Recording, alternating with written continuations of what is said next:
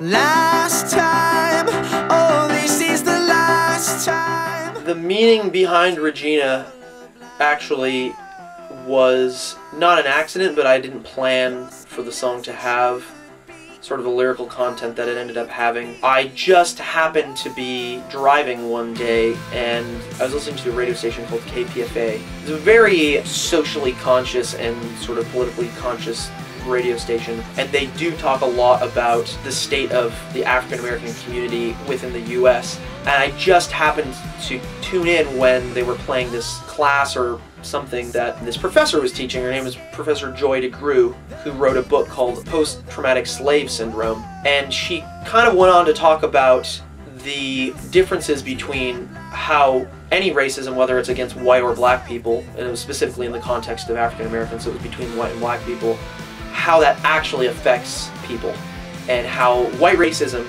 greatly affects the African American community, but the African American community having racism towards white people actually has very little effect, period. When we were recording the vocals for this, Aaron, like, after he sang the first verse for the first time to him, and he's like, wow, these are really like, so the lyrics really stick out. Like, he was like, whoa, man, what's going on here? I think that's a feeling that a lot of people might have when they initially hear it. It's shocked that somebody would bring up any racial issue at all in, you know, local music or music of this genre. As a song, I really like it. I think it's operatic and epic in its scope, even though it's just a piano playing.